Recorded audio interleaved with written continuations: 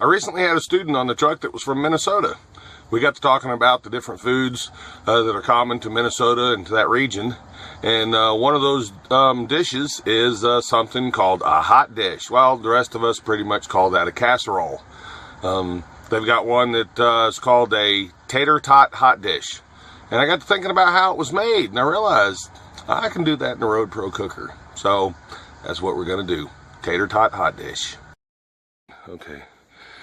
After having a couple students on the truck that were from Minnesota, I decided to try a Tater Tot Hot Dish. I'm going to do this in 3 stages. This is stage 1. I have 1 pound of ground beef. Now, this is not going to be all for one dish. I'm going to go ahead and pre-cook it up so that it'll be ready for later when I go to assemble the hot dish. So you may have seen in some of my other videos, my meatloaf, where I use these little foil spacers. I'm going to use the dry cook method. I crumbled up the beef into my little container. I'm going to put it down on top of these little spacers. That way I don't get the hot spot on the bottom. I'm going to close it up and put it on to cook. I'm figuring it's going to take in the neighborhood of, 2 hours, give or take. I'll be checking on it, and this is not hard packed. I just crumbled it up in there since I'm going to want to have it crumbled up later. We're going to stick it on, and I'll let you know how long it takes, and we'll go from there. Okay, my ground beef cooked up real nice. I've already put it over here into a little Rubbermaid container. Got a little broken up here so that I can divide it out. This was 1 pound of ground beef. This was the stuff with the greatest amount of fat in it. I was going for cheap. I didn't have to worry about maximizing the amount of meat that I was going to get for this dish. You know, it's just a rough measurement. You can see what, fat I got out of it. I'm actually going to save this. I'm going to put it over into another container and let the fat separate, and then I'll skim the fat off, and I'll use the au jus for something else later. So I'm going to set this to the side, and I took another clean pan. I took a fresh pan, and I've layered tater tots in it. I'm going to go ahead and get the tater tots cooked and browned a little bit. I've taken the divider out. I'm going to use the same method that I use for when I do my biscuits, because I want them to brown a little bit if they will. So I'm going to close this up, and it's probably only going to take, when I do my biscuits, it only takes about 20 minutes for the biscuits to brown. So I'm thinking I'm going to be checking on this after 10 minutes, and then at 15 minutes. Whenever I'm satisfied that the underside is sufficiently brown, then I will turn all the tater tots and give it another 10 minutes or so for the other side. And that'll be the end of step 2. So I'm going to close it up now. Okay, after about 15 minutes, I checked my tater tots, and they weren't progressing the way I wanted. So what I did is I just dumped the tater tots out directly into the tray, and that seemed to work real well. Now, it took 19 tater tots to completely cover the bottom of this tray. I would recommend cooking about 30. Those extras, strictly for snacking. You know we all love tater tots.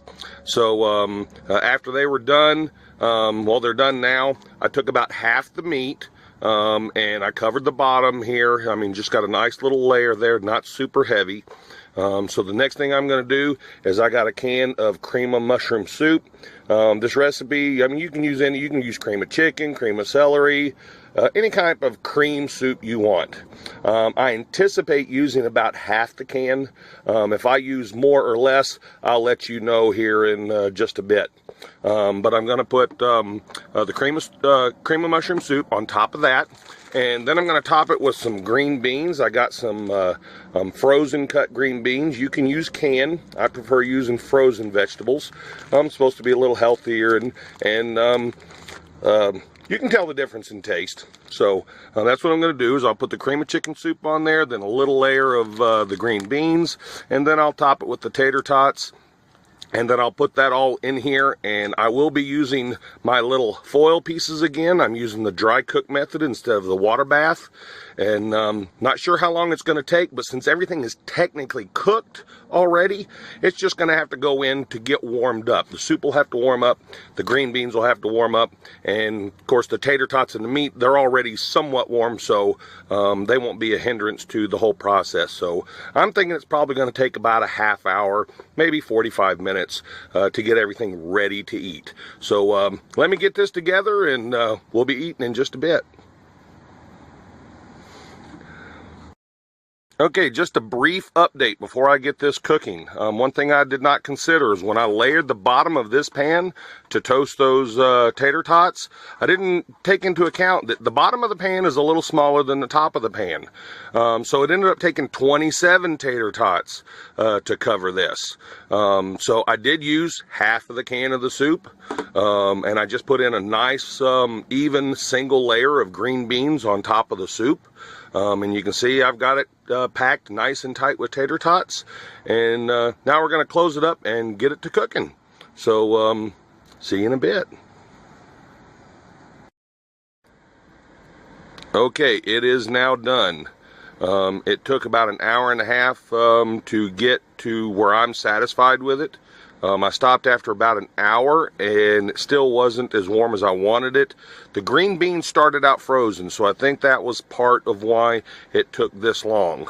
You can see I've already taken a bite, and that bite burnt my tongue, so it's good and hot. So there you go. We got Tater Tot Hotdish. And it's not one of the quickest dishes. It's actually one of the longest dishes that I fix. But if you like a tater tot hot dish, there you go.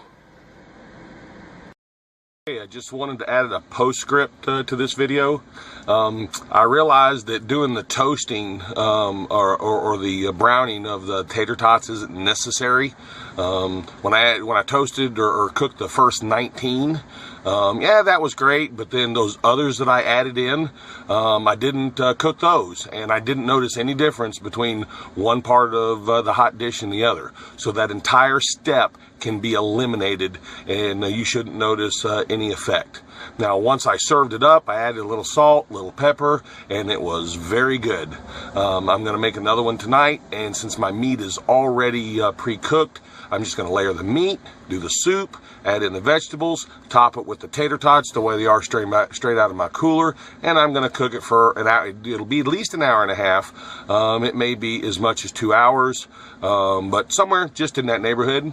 So it ought to be pretty quick. So just wanted to give you that update. So enjoy.